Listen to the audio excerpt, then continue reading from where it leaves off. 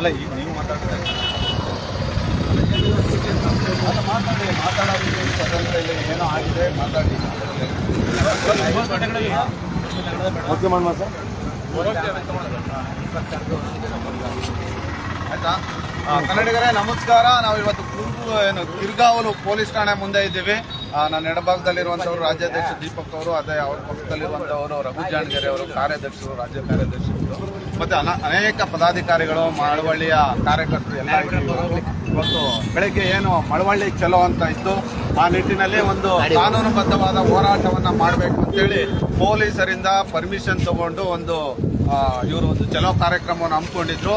ಆ ಸಮಯದಲ್ಲಿ ಏನು ಇವರು ಎಲ್ಲ ಕಾರ್ಯಕರ್ತರು ಬಂದು ನ್ಯಾಯಯುತವಾಗಿ ಮನವಿ ಪತ್ರವನ್ನು ಸಲ್ಲಿಸಬೇಕು, ನಮ್ಮ ಮೇಲೆ ಆಗಿರುವಂಥ ದೂರಿನ ವಿಚಾರ ಆಗ್ಬೋದು, ಮತ್ತೆ ಸರ್ಕಾರಿ ಕಚೇರಿಯಲ್ಲಿ ಯಾವ ರೀತಿಯಾಗಿ ನಡೀತಾ ಇದೆ ದೌರ್ಜನ್ಯ ಆಗಲಿ, ಮತ್ತೊಂದು ಡಿಲೇ ಆಗಲಿ, ಸಾರ್ವಜನಿಕರಿಗೆ ತೊಂದರೆ ಆಗ್ತಾ ಇದೆ ಅನ್ನೋ ನಿಟ್ಟಲ್ಲಿ ಅದನ್ನ ಸರಿಪಡಿಸಿ ಅಂತ ಒಂದು ಮನವಿ ಮಾಡ್ಕೊಳ್ತಾ, ಮತ್ತೆ ಏನು ಇಲ್ಲಿ ತರ ಹೋರಾಟಗಾರರ ಮೇಲೆ ದೌರ್ಜನ್ಯ ಆಗುತ್ತೆ ನಿಲ್ಲಿಸಿ ಅಂತೇಳಿ ನ್ಯಾಯಯುತವಾಗಿ ಪರ್ಮಿಷನ್ ತಗೊಂಡು ಪೊಲೀಸ್ ಇಲಾಖೆಯಲ್ಲಿ ಇಟ್ಟಿದುಕೊಂಡಿದ್ದಂಥ ಒಂದು ಕಾರ್ಯಕ್ರಮಕ್ಕೆ ಏನು 12 ಗಂಟೆ ಸಮಯದಲ್ಲಿ, 12ರಿಂದ 12:30 ಸಮಯದಲ್ಲಿ KSRTC ಮಳವಳ್ಳಿಯ ಒಂದು ನಗರದಲ್ಲಿ KSRTC ಬಸ್ ಸ್ಟ್ಯಾಂಡಿಂದ ಅವ್ರಿಗೆ ಹೋಗಿ ಮನವಿ ಪತ್ರವನ್ನು ಕೊಡಬೇಕಾದಂಥ ಸಮಯದಲ್ಲಿ EO ಆಫೀಸ್, ಒಂದು ತಾಲೂಕ್ ಪಂಚಾಯತಿ ಆಫೀಸ್ ಹತ್ರ ಮುಂಭಾಗದಲ್ಲಿ ಅಷ್ಟೊತ್ತಿಗೆ ಅಕ್ರಮವಾದ ಒಂದು ಕೂಟವನ್ನು ಕಟ್ಟಿಕೊಂಡಿದ್ದಂಥ ಕೆಲವೊಂದಷ್ಟು ಜನಗಳು, ಏನು ಸ್ಥಳೀಯರೇ ಇರುವಂಥ ಒಂದು ಜನಗಳು ಅಕ್ರಮ ಕೂಟವನ್ನು ಕಟ್ಕೊಂಡು ಪ್ರೀ ಪ್ಲಾನ್ಡ್. ಯಾಕಂತಂದ್ರೆ ನಾವು ಯಾಕೆ ಪ್ರೀ ಪ್ಲಾನ್ಡ್ ಅಂತ ಹೇಳ್ತೀವಿ ಅಂದರೆ, ಅಲ್ಲಿ ಹೋದ್ಮೇಲೆ ಯಾರು ಕೂಡ ಅಲ್ಲಿ ಬಂದು ಸೇರಿದ್ದಲ್ಲ, ಪೂರ್ವವಾಗಿ ಅಲ್ಲಿ ಸೇರಿದ್ದಂಥದ್ದು. ಅದಕ್ಕೆ ನಾನು ಪ್ರೀ ಪ್ಲಾನ್ಡ್ ಅಂತ ಹೇಳ್ತೀನಿ.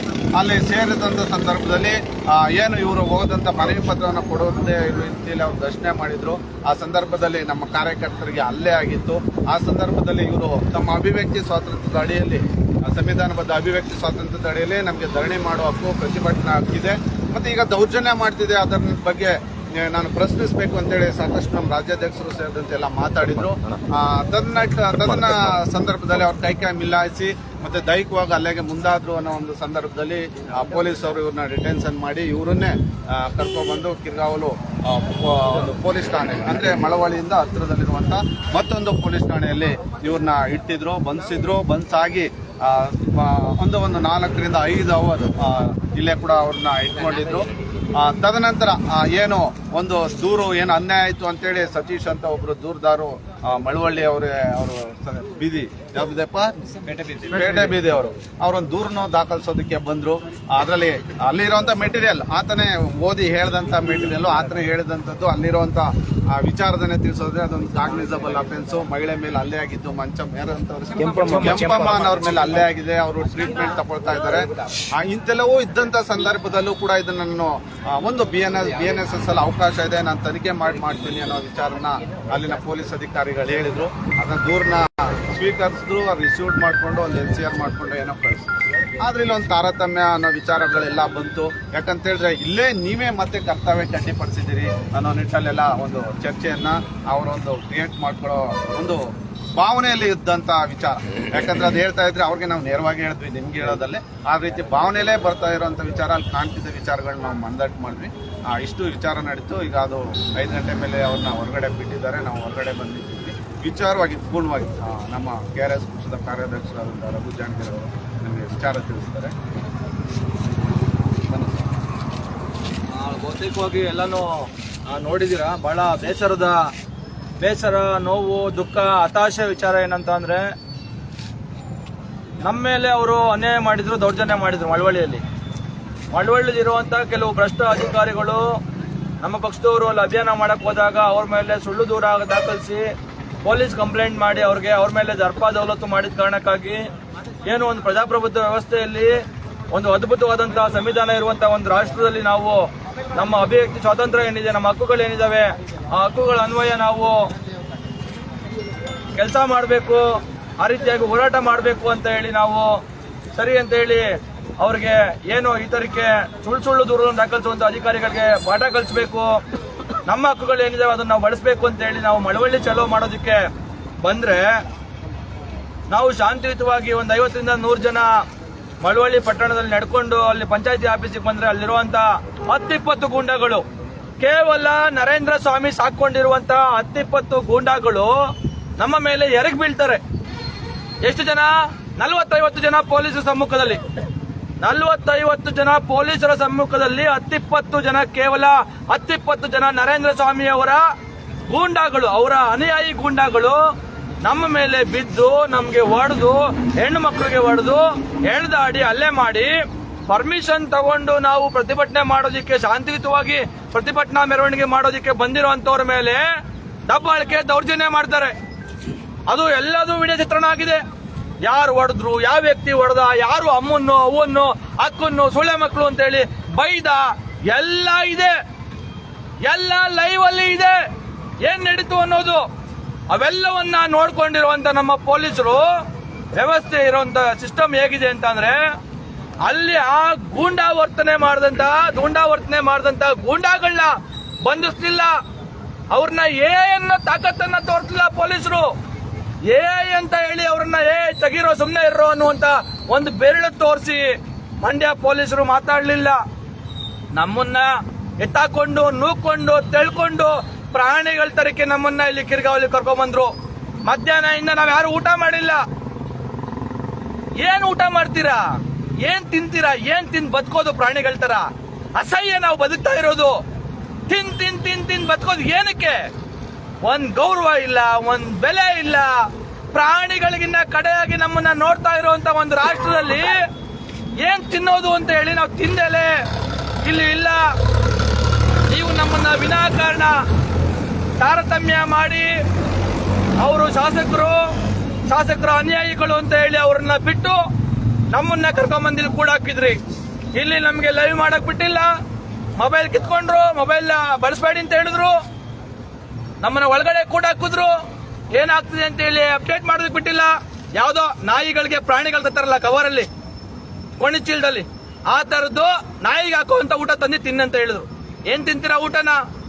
ಇವ್ರು ಮಾಡ್ತಾರೆ ಕೆಲಸ ಎಂತದ್ದು, ಇವ್ರು ಮಾಡಿರೋಂತ ಅನ್ಯಾಯ ಎಂತದ್ದು. ಇವತ್ತು ಪೊಲೀಸರು ಆಗ್ಲಿ, ಆ ಸರ್ಕಾರಿ ಅಧಿಕಾರಿಗಳಾಗ್ಲಿ, ಒಟ್ಟಾರೆ ಈ ವ್ಯವಸ್ಥೆ ಇವತ್ತು ಏನು ಇಡೀ ರಾಷ್ಟ್ರಕ್ಕೆ, ಇಡೀ ಪ್ರಪಂಚಕ್ಕೆ ಒಂದು ಶಾಂತಿ, ಅಹಿಂಸೆಯ ಮುಖಾಂತರ ಸ್ವಾತಂತ್ರ್ಯವನ್ನ ತಂದುಕೊಟ್ಟಂತ ಹೆಗ್ಗಳಿಕೆಗೆ ಪಾತ್ರರಾಗಿರ್ತಕ್ಕಂಥ ಮಹಾತ್ಮ ಗಾಂಧೀಜಿ ಅವರ ಆದರ್ಶದಲ್ಲಿ ನಾವು ಶಾಂತಿಯುತವಾಗಿ ಇಷ್ಟೆಲ್ಲಾ ಹೋರಾಟಗಳನ್ನ ಮಾಡಿಕೊಂಡು ಈ ಸಮಾಜವನ್ನ, ಈ ವ್ಯವಸ್ಥೆಯನ್ನ ಸರಿಪಡಿಸಬೇಕು ಅಂತ ಹೇಳಿ ಹೋರಾಟ ಮಾಡ್ತಾ ಇರುವಂತವ್ರ ಮೇಲೆ ಈ ತರಕ್ಕೆ ಇವರು ದಬ್ಬಾಳಿಕೆ, ದೌರ್ಜನ್ಯ ಮಾಡ್ತಾರೆ ಅಂತ ಅಂದ್ರೆ ಯಾವ ರೀತಿಯಾಗಿ ನಾವು ನ್ಯಾಯ ಪಡ್ಕೊಳ್ಳೋದು?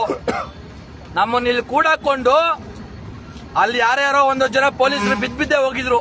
ಯಾಕೆ ಬಿದ್ದು ಹೋದ್ರು ಗೊತ್ತಿಲ್ಲ, ವಿಡಿಯೋ ನೋಡ್ರೆ ಗೊತ್ತಾಗುತ್ತೆ ಅವ್ರು ಯಾಕೆ ಬಿದ್ರು ಅಂತ. ಬಿದ್ದು ಎದ್ದಂತ ಪೊಲೀಸರು, ಆ ಪೊಲೀಸರಿಗೆ ಯಾರೋ ಮನುಷ್ಯಂದು ವಾಚು, ಇದು ಕನ್ನಡಕ, ಚಸ್ಮಾ ಎಲ್ಲ ಬಿದ್ದೋಗಿತ್ತು, ಹಾಯ್ಕೋತಾ ಇದ್ರು ಪೊಲೀಸರು. ಯಾರು ಮಾಡಿದ್ದು? ಅವರು ನರೇಂದ್ರ ಸ್ವಾಮಿ ಅವರ ಹಿಂಬಾಲಕರು. ಇವ್ರು ವಾಚು, ಚಸ್ಮಾ ಎಲ್ಲ ಹೊಡೆದಾಕಿದ್ದು. ಅವ್ರ ಮೇಲೆ ಪೊಲೀಸರು ದೂರು ಮಾಡಿಲ್ಲ. KRS ಪಕ್ಷದವರು ಅವರ ಅಧಿಕಾರಕ್ಕೆ ಅಡ್ಡಿಪಡಿಸಿದ್ರಂತೆ, ನಾವು ಅವ್ರ ಅಧಿಕಾರಕ್ಕೆ ಅಡ್ಡಿಪಡಿಸಿದಂತೆ. ನ್ಯಾಯಯುತವಾಗಿ ಪರ್ಮಿಷನ್ ತಗೊಂಡು ಪ್ರತಿಭಟನೆ ಮಾಡೋದಕ್ಕೆ ಬಂದಂತವ್ರಿಗೆ ರಕ್ಷಣೆ ಕೊಡಬೇಕಾಗಿರುವಂತವ್ರು ರಕ್ಷಣೆ ಕೊಡದೆ ಹೋದ್ರು, ಆ ಗೂಂಡಾಗಳನ್ನ ತಡಿದೇ ಹೋದ್ರು, ಅವ್ರ ಮೇಲೆ ಕ್ರಮ ತಗೊಂಡಿಲ್ಲ. ನಮ್ಮ ಮೇಲೆ ಬಂದಿಲ್ಲಿ ನಮ್ಮನ್ನ ಇಲ್ಲಿ ಕೂಡಾಕಿ 5 ಗಂಟೆ ಗಂಟ ನಮ್ಮನ್ನ ಭಯೋತ್ಪಾದಕರ ರೀತಿಯಲ್ಲಿ ನಮ್ಮನ್ನ ಬಂಧಿಸಿ ಕೊನೆಗೆ ಹೋಗಿ ನಾವೇನೇ ಪೊಲೀಸರ ಕರ್ತವ್ಯಕ್ಕೆ ಅಡ್ಡಿಪಡಿಸು ಅಂತ ಹೇಳಿ ನಮ್ಮ ಮೇಲೆ ದೂರು ಮಾಡಿದಾರಂತೆ, ನಮ್ಮ ಮೇಲೆ ಕೇಸ್ ಮಾಡಿದಾರಂತೆ. ಯಾವ ದೇಶದಲ್ಲಿ ಇದೀವಪ್ಪ ನಾವು? ಯಾವ ನೆಲದಲ್ಲಿ ಇದೀವಿ ನಾವು? ಏನ್ ನಡೀತಾ ಇದೆ ಈ ದೇಶದಲ್ಲಿ, ಈ ನೆಲದಲ್ಲಿ? ಈ ರೀತಿಯಂತ ಅನ್ಯಾಯನ, ಈ ರೀತಿಯಂತ ದ್ರೋಹನ? ನಮಗೆ ಹೊಡೆದು, ನಮಗೆ ಅವ್ವ, ಅಕ್ಕ, ಅಮ್ಮ ಅಂತ ಎಲ್ಲ ಬೈದು, ನಮಗೆ ಹಿಂಸೆ ಕೊಟ್ಟು, ನಮ್ಮನ್ನೇ ತಂದಿಲ್ಲಿ ಕೂಡಾಕೊಂಡು ನಮ್ಮ ಮೇಲೆ ದೂರು ಮಾಡಿಸ್ಬಿಟ್ಟು ಪೊಲೀಸರು, ಯಾರು ನರೇಂದ್ರ ಸ್ವಾಮಿ ಇಲ್ಲಿ MLA ಜೊತೆನಲ್ಲೇ ಹೋಗಿ ಉಣ್ಕೊಂಡು ತಿನ್ಕೊಂಡು ಬಂದು ನಿಮ್ಮ ಮೇಲೆ ಅಲ್ಲೇ ದೂರು ಮಾಡಿದೀವಿ, ಈಗ ನೀವು ಕೊಡೋದು ಕೌಂಟರ್ ಕೇಸು, ನಿಮ್ಮ ಕೌಂಟರ್ ಕೇಸನ್ನ ನಾವು ಪರಾಮರ್ಶೆ, ವಿಮರ್ಶೆ, ತನಿಖೆ ಎಲ್ಲಾನು ಮಾಡಿ ಆಮೇಲೆ ತಗೋತೀವಿ ಅಂತ. ನಮ್ಮ ದೂರ ಏನಿರೋದು? ನಮ್ಮ ದೂರು ನಮ್ಮ ಮೇಲೆ ಹಲ್ಲೆ ಮಾಡಿದ್ದಾರೆ, ದೈಹಿಕವಾಗಿ ಹಲ್ಲೆ ಮಾಡಿದ್ದಾರೆ. ನಮ್ಮ ಸಂಗಾತಿ ಒಬ್ಳು ಹೆಣ್ಣು ಮಗಳಿಗೆ ಒತ್ತಿದ್ದಾರೆ, ಅವಳು ಹೆಣ್ಣುಮಗಳು ಇನ್ನ ಆಸ್ಪತ್ರೆಯಲ್ಲಿದ್ದಾಳೆ. ನಮ್ಮ ಸಂಗಾತಿ ಹೆಣ್ಣು ಮಗಳಿಗೆ ಎದೆಗೆ ಏಟಾಗಿ ಅವಳು ಆಸ್ಪತ್ರೆಯಲ್ಲಿ ಚಿಕಿತ್ಸೆ ತಗೋತಾ ಇದ್ದಾಳೆ. ಅಮ್ಮ, ಅವ್ವ, ಅಕ್ಕ ಸೂಳೆ ಮಕ್ಕಳಂತ ಬೈದಿದ್ದಾರೆ. ಅದಕ್ಕೆಲ್ಲ ವಿಡಿಯೋ ಸಾಕ್ಷಿ ಇದೆ, ವಿಡಿಯೋ ಇದೆ. ಅಂತ ವಿಡಿಯೋಗಳನ್ನ ನೋಡಿ ನೀವು ಇಷ್ಟೆಲ್ಲ ನಮಗೆ ಅನ್ಯಾಯ ಆಗಿದೆ FIR ಮಾಡಿ ಅಂದ್ರೆ ಕಾಗಕ್ಕ ಗೂಬಕ್ಕನ್ ಕತೆ ಹೇಳ್ತಾರೆ, ನಮಗೆ ಗಂಟೆ ಗಂಟೆ ಪುರಾಣ ಹೇಳ್ತವ್ರೆ. ಇವ್ರ ಕತೆಗಳು ಕೇಳಿ ಯಾವ ರೀತಿಯಾಗಿ ಒಬ್ರು DYSP, 3 ಜನ ಸರ್ಕಲ್ ಇನ್ಸ್ಪೆಕ್ಟ್ರು, 7-8 ಜನ ಡಬಲ್ ಸ್ಟಾರ್ ಸಿಂಗಲ್ ಸ್ಟಾರ್ ಅಂತ ಪೊಲೀಸರು, ಇಲ್ಲೊಬ್ಬ PSI ಇಲ್ಲ ಅನ್ನೋದ್ ಕಾರಣಕ್ಕಾಗಿ ನಾವು ಇವತ್ತು ನಿಮ್ಮ ದೂರನ್ನ FIR ಮಾಡ್ತಿಲ್ಲ ಅನ್ನುವಂತ ಕಾರಣವನ್ನ, ನಮ್ಮ ಮುಂದೆನೆ ಸುಳ್ಳು ಕಾರಣಗಳನ್ನ ಹೇಗೆ ಹೇಳ್ಬೇಕು ಬರಿಬೇಕು ಅನ್ನೋದನ್ನ ಅಲ್ಲಿ ಇನ್ನೊಬ್ರು ಅವರ ಸಹ ಕೆಲಸಗಾರರಿಗೆ ಪೊಲೀಸರಿಗೆ ಹೇಳ್ತಾ ಇದ್ದಾರೆ. ಒಬ್ರು DYSP ಏನ್ ಮಾಡಬೇಕು, ಏನು ವ್ಯವಸ್ಥೆ ಇದು, ಏನ್ ನಡೀತಾ ಇದೆ ಇಲ್ಲಿ? ನನಗಂತೂ ಇವತ್ತು ನಾವು ಒಂದು ಜೈಲಲ್ಲಿ ಇರೋದೇ ಉತ್ತಮ. ನಾವೆಲ್ಲರೂ ಇಂಥ ಒಂದು ಕೆಟ್ಟ ವ್ಯವಸ್ಥೆಯಲ್ಲಿ, ದುರ್ವ್ಯವಸ್ಥೆಯಲ್ಲಿ, ಯಾರೋ ಕೇವಲ ನರೇಂದ್ರ ಸ್ವಾಮಿ ಅಂತವರೇ ಬದುಕೋದಕ್ಕೆ ಇರುವಂತಹ ಇಂಥ ವ್ಯವಸ್ಥೆಯಲ್ಲಿ ಬದುಕೋದೇ ಬೇಡ ಅನಿಸ್ತಾ ಇದೆ ನಮ್ಗೆ. ಇಲ್ಲಿ ಆಚೆ ಇರೋದ್ರಿಂದ ಜೈಲಲ್ಲಿ ಇರೋದೇ ಉತ್ತಮ. ನಾವೇ ತಪ್ಪು ಮಾಡಿ ಅಲ್ಲ, ಅವರೇ ನಾವೇನು ತಪ್ಪು ಮಾಡಿಲ್ಲ ಅಂತ ಅಂದ್ರು, ಅವರೇ ತಪ್ಪು ಮಾಡಿ ನಮ್ಮ ಮೇಲೆ ತಪ್ಪನ್ನ ಹಾಕಿ ಮೀಸೆ ತಿರ್ಕೊಂಡು ಓಡಾಡ್ತಾರೆ ನಮ್ಮ ಮುಂದೆ ಅಂತ ಅಂದ್ರೆ ನಾವು ಗುಲಾಮರ, ನಾವು 2ನೇ ದರ್ಜೆಯ ನಾಗರಿಕರ ಈ ದೇಶದಲ್ಲಿ. ಏನ್ ನಡೀತಾ ಇದೆ?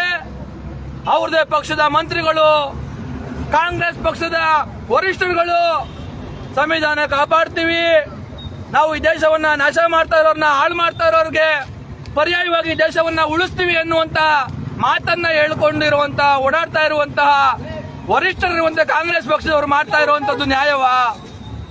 ರಾಜ್ಯದ ಜನ ಅರ್ಥ ಮಾಡ್ಕೋಬೇಕು.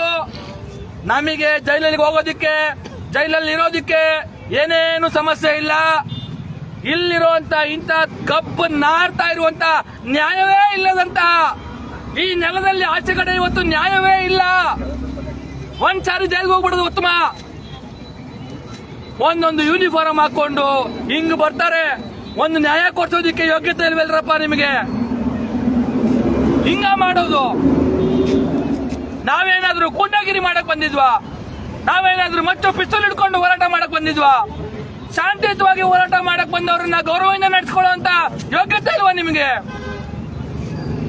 ಇವತ್ತು ಈ ತರದ ಒಂದು ಘನಘೋರ ಅನ್ಯಾಯ, ಇಡೀ ಸಂವಿಧಾನ ಪ್ರಜಾಪ್ರಭುತ್ವಕ್ಕೆ ಅಪಮಾನವಾಗುವಂತಹ ಒಂದು ನ್ಯಾಯವನ್ನ ಇವತ್ತು ನಮಗೆ ಮಳವಳ್ಳಿ ನೆಲದಲ್ಲಿ ಪೊಲೀಸರು ಕೊಟ್ಟಿದ್ದಾರೆ. ಇಲ್ಲಿಯ ಗೂಂಡಾಗಳು ಆ ರೀತಿಯಾಗಿ ನಡ್ಕೊಂಡಿದ್ದಾರೆ. ಯಾರ ಹತ್ರ ನ್ಯಾಯ ಕೇಳೋದು? ಎಲ್ಲಿಂದ ನ್ಯಾಯ ಪಡ್ಕೊಳ್ಳೋದು? ಇಡೀ ವ್ಯವಸ್ಥೆ ಈ ತರ ಗಬ್ಬು ನಾರ್ತಾ ಇದೆ. ಹಾಗಾಗಿ ನಾನು ರಾಜ್ಯದ ಜನರಲ್ಲಿ ಕೈ ಮುಗಿದು ಕೇಳ್ಕೊತೀನಿ, ಇಷ್ಟೆಲ್ಲ ಸಂಘಟನೆ ಇಟ್ಕೊಂಡು ರಾಜ್ಯಾದ್ಯಂತ ಲಕ್ಷಾಂತರ ಜನ ಕಾರ್ಯಕರ್ತರನ್ನ ಇಟ್ಕೊಂಡು, ಸಾವಿರಾರು ಜನ ಸಕ್ರಿಯ ಸೈನಿಕರನ್ನ ಇಟ್ಕೊಂಡಿರುವಂತ ಒಂದು ರಾಜಕೀಯ ಪಕ್ಷಕ್ಕೆ ಇವರು ಈ ರೀತಿಯಾಗಿ ನಡ್ಕೋತಾರೆ ಅಂತ ಅಂದ್ರೆ ಸಾಮಾನ್ಯ ಜನರ ಗತಿ ಏನು? ಇವತ್ತು ನಾನಾ ತರದ ಹೋರಾಟಗಾರರಿದ್ದಾರೆ, ಬೇರೆ ಬೇರೆ ಪಕ್ಷಗಳಿದ್ದಾವೆ. ಆ ಪಕ್ಷಗಳು ಯಾರಿಗೂ ಹಿಂಗಾಗ್ತಾ ಇಲ್ಲ. ಆ ಪಕ್ಷಗಳಿಗೆ, ಆ ಹೋರಾಟಗಾರರಿಗೆ, ಆ ಸಂಘಟನೆಯವರಿಗೆ ಯಾರಿಗೂ ನಮಗಾದಷ್ಟು ಅನ್ಯಾಯ ಆಗ್ತಾ ಇಲ್ಲ. ಯಾಕೆ? ಅವ್ರು ನ್ಯಾಯ ಕೇಳ್ತಾನೆ ಇಲ್ಲ. ಯಾರು ನ್ಯಾಯ ಕೇಳೋದಕ್ಕೆ ಮುಂದೆ ಆಗ್ತಾನೆ ಇಲ್ಲ. ನಾವು ಇವತ್ತು ರಾಜಿ ಇಲ್ಲದಂತ ಹೋರಾಟವನ್ನ ಮಾಡ್ತಾ ಇದ್ದೀವಿ. ನಾವು ನಿಜವಾದ ನ್ಯಾಯವನ್ನ ಕೇಳ್ತಾ ಇದ್ದೀವಿ. ಅದಕ್ಕೆ ನಮಗೆ ಶಿಕ್ಷೆ. ನಾವು ಈ ವ್ಯವಸ್ಥೆಯಲ್ಲಿ ಹೊಂದಾಣಿಕೆ ಮಾಡಿಕೊಂಡು, ಯಾವುದೋ ಒಂದು ಪಕ್ಷದ ಪರವಾಗಿ ಕೆಲಸ ಮಾಡಿಕೊಂಡು, ಹಂಗು ಡಿಂಗು ಆಡ್ಕೊಂಡು ಓಡಾಡ್ಕೊಂಡಿದ್ರೆ ನಾವು ಆರಾಮಾಗಿರ್ಬೋದು. ಆದ್ರೆ ಇವತ್ತು ನಾವು ನ್ಯಾಯ ಕೇಳ್ತಾ ಇದ್ದೀವಿ, ರಾಜಿ ಇಲ್ಲದೆ ಹೋರಾಟ ಮಾಡ್ತಾ ಇದ್ದೀವಿ, ಮುಲಾಜಿಲ್ಲದೆ ಅನ್ಯಾಯವನ್ನ ಪ್ರಶ್ನೆ ಮಾಡ್ತಾ ಇದ್ದೀವಿ, ಮುಲಾಜಿಲ್ಲದೆ ನಮ್ಮ ಹಕ್ಕುಗಳನ್ನ ಪ್ರದರ್ಶನ ಮಾಡ್ತಾ ಇದ್ದೀವಿ. ಅದಕ್ಕೆ ಇವ್ರಿಗೆ ತಡ್ಕೊಳ್ಳಕ್ ಆಗ್ತಾ ಇಲ್ಲ. ವ್ಯವಸ್ಥೆಗೆ ನಮ್ಮ ಮೇಲೆ ಈ ತರದ ಗದಾಪ್ರಹಾರವನ್ನ ಮಾಡ್ತಾ ಇದಾರೆ ಅಂತಂದ್ರೆ ನಾನು ರಾಜ್ಯದ ಜನರಲ್ಲಿ ಕೈ ಮುಗಿದು ಕೇಳ್ಕೊತೀನಿ, ನಾವು ಹೋರಾಟ ಮಾಡೋದು ನಿಲ್ಸ್ಬಿಡ್ಬೇಕು KRS ಪಕ್ಷದವರು. ಇಲ್ಲ, ನೀವು ಬೆಂಬಲಿಸಬೇಕು. ನಾವು ಮಾಡ್ತಾರೆ ಸರಿ ಅಂತ ಅಂದ್ರೆ ನೀವು ನಮ್ಮ ಬೆಂಬಲಕ್ಕೆ ನಿಲ್ಬೇಕು. ಇಲ್ಲ, ನೀವು ಅಯೋಗ್ಯರು, ನೀವು ಸರಿಗಿಲ್ಲ, ನೀವು ಕಳ್ಳರು, ಸುಳ್ಳು, ನೀವು ರೋಲ್ ಕಾಲು, ಈ ಬೆಟ್ಟ ರಾಜಕಾರಣಿಗಳಿಗಿನ್ನ ಏನೇನು ಕಡಿಮೆ ಇಲ್ಲ ಅಂತ ಹೇಳಿ ನಿಮ್ಗೆ ಅನ್ಸಿದ್ರೆ ಹೇಳ್ಬಿಡಿ, ಸುಮ್ಮನೆ ಮನೇಲಿರಿ, ನೀವು ಇದು ಮಾಡಬೇಡಿ ಅಂತ. ಈ ತರಕ್ಕೆ ನಾವು ಹೋರಾಟ ಮಾಡೋದು, ನಮ್ಮ ಮೇಲೆ ಇವ್ರ ಕೇಸ್ಗಳ ಮೇಲೆ ಕೇಸ್ ಹಾಕೋದು, ಈ ತರಕ್ಕೆ ಅನ್ಯಾಯ, ದೌರ್ಜನ್ಯ, ದರ್ಪ ತೋರಿಸೋದು, ನೀವು ಜನ ಯಾವ ಜನಕ್ಕಾಗಿ, ಯಾವ ನಾಡಿಗಾಗಿ, ಯಾರಿಗಾಗಿ ಹೋರಾಟವನ್ನ ಮಾಡ್ತಾ ಇದೀವೋ ಅದೇ ಜನ ನೀವು ನಮ್ಮನ್ನ ಈ ರೀತಿಯಾಗಿ ನಮ್ಮನ್ನ ಇಂತಹ ದುಸ್ಥಿತಿಗೆ ತರ್ತಾ ಇರುವಂತವ್ರಿಗೇನೆ ಬೆಂಬಲಿಸ್ತಾ ಇದ್ರೆ ಇದಕ್ಕೆ ಏನಂತಾರೆ? ನೀವು ನ್ಯಾಯದ ಪರವಾಗಿದ್ದೀರಾ? ರಾಜ್ಯದ ಜನ ಅರ್ಥ ಮಾಡ್ಕೊಳ್ಳಿ. ಇಲ್ಲ, ಈ ವ್ಯವಸ್ಥೆನೇ ಹಿಂಗೆ, ಇದು ಉದಾರ ಆಗಲ್ಲ. ಇದು ಇನ್ನ ನಾವೆಲ್ಲ ಇಡೀ ಭೂಮಿನೇ, ಇವತ್ತು ಇಡೀ ಭೂಮಿನೇ ಒಂದಲ್ಲ ಒಂಥರ ಬೇರೆ ಬೇರೆ ತರದಲ್ಲಿ ಇಡೀ ಭೂಮಿನೇ, ಭೂಮಂಡಲವನ್ನೇ ಭ್ರಷ್ಟರು, ನೀಚರು ನಾಶ ಮಾಡೋದಕ್ಕೆ ಹೊರಟಿದ್ದಾರೆ. ಅದು ಯಾರನ್ನೂ ಬಿಡಲ್ಲ. ಒಳ್ಳೆಯವರನ್ನ, ಕೆಟ್ಟವರನ್ನ, ಯಾರನ್ನು ಮುಂದಿನ ದಿನಗಳಲ್ಲಿ ಬದುಕೋದಕ್ಕೆ ಈ ಭೂಮಿ ಮೇಲೆ ಅರ್ಹರೇ ಇಲ್ಲ ಅನ್ನೋ ರೀತಿಯಲ್ಲಿ ಭೂಮಿ ಮಾಡಿಕೊಳ್ಳುತ್ತೆ.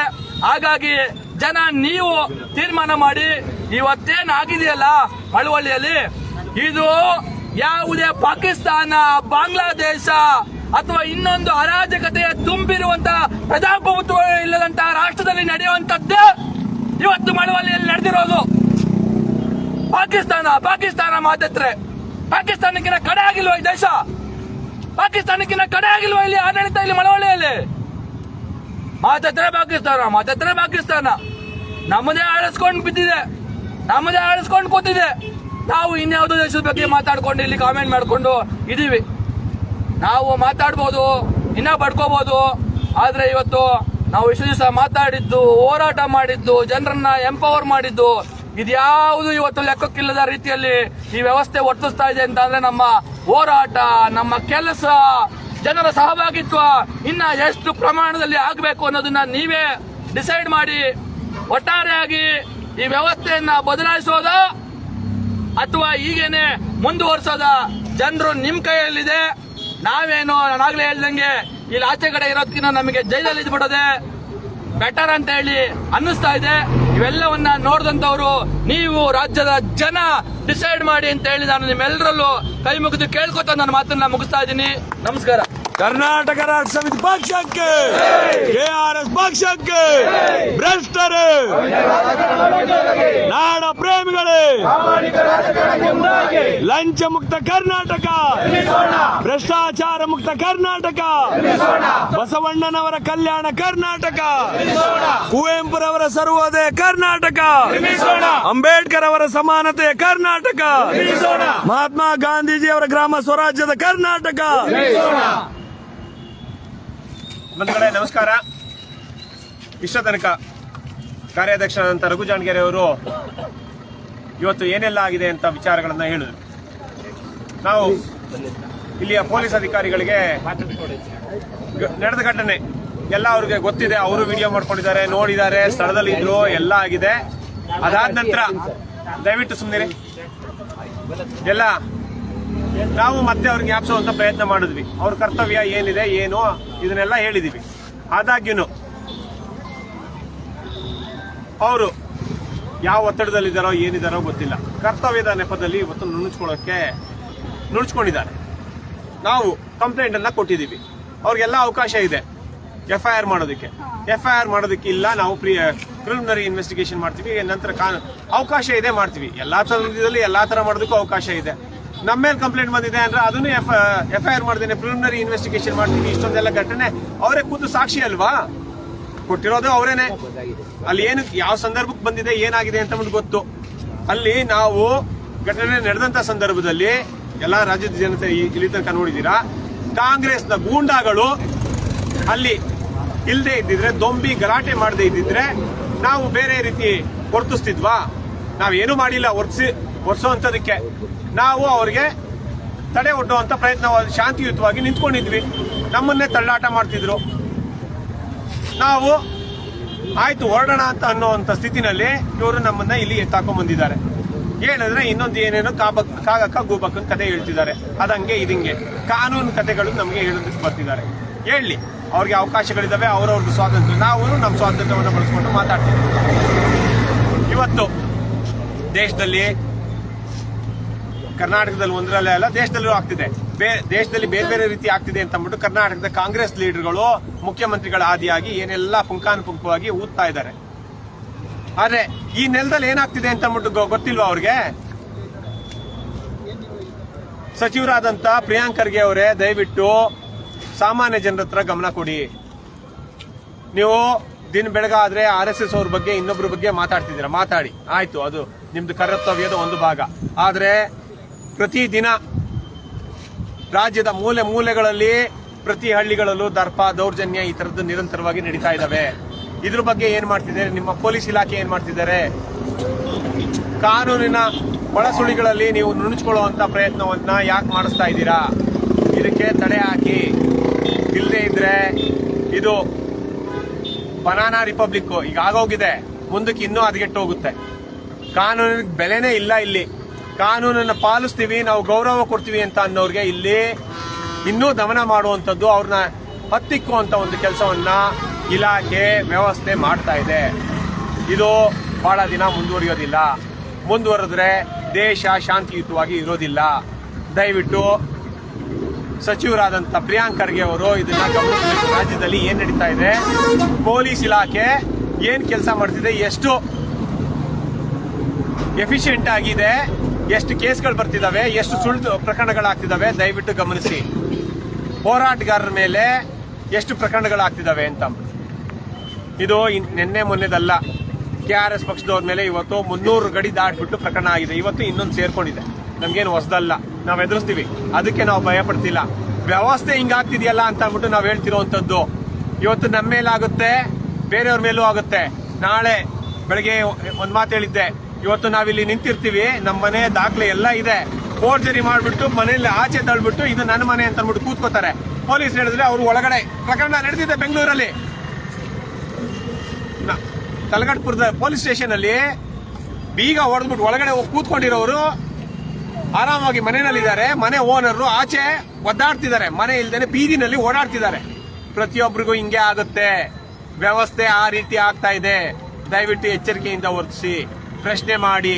ಇಷ್ಟೇನೆ ನಾವು ಕೇಳ್ತಿರೋದು, ಧೈರ್ಯವಾಗಿರಿ. ನಾವು ಇದು ಕೇಸ್ ಬಂತು ಇನ್ನೊಂದು KRS ಪಕ್ಷದವ್ರು ಯಾವುದಕ್ಕೂ ಅಂಜೋದಿಲ್ಲ. ಇದು ನಿರಂತರವಾಗಿ ನಮ್ಮ ಮೇಲೆ ದಬ್ಬಾಳಿಕೆ ನಡೀತಾ ಇದೆ. ಅದನ್ನ ನಾವು ನೋಡ್ತೀವಿ. ಇವರು ಏನ್ ಮಾಡ್ತಾರೆ ಅನ್ನೋದು ನಮಗೂ ಗೊತ್ತಿದೆ. ಅದನ್ನೆಲ್ಲ ಎದುರಿಸುವಂತ ತಾಕತ್ತು ನಮಗೆ ನಮ್ಮ ಕಾರ್ಯಕರ್ತರಲ್ಲಿ ಇದೆ. ಅದು ಪ್ರಶ್ನೆ ಅಲ್ಲ. ಇವತ್ತು ವ್ಯವಸ್ಥೆಯ ಪ್ರಶ್ನೆ, ಸಾಮಾನ್ಯ ಜನರಿಗಾಗ್ತಿರುವಂತ ತೊಂದರೆಯ ಪ್ರಶ್ನೆ. ಅದ್ರ ಬಗ್ಗೆ ನಾವು ಮಾತಾಡ್ತಿರುವಂತದ್ದು. ನಮಗಾಗ್ತಿರುವಂತ ನಮ್ಮ ಮೇಲಾಗ್ತಿರುವಂತ ದೌರ್ಜನ್ಯದ ಬಗ್ಗೆ ನಾವೇನು ಎದುರ್ಕೋತಾ ಇಲ್ಲ, ಅದು ನಾವು ಎದುರಿಸ್ತೀವಿ. ದಯವಿಟ್ಟು ರಾಜ್ಯದ ಜನರು ಬಹಳ ಎಚ್ಚರಿಕೆಯಿಂದ ಗಮನಿಸಬೇಕು.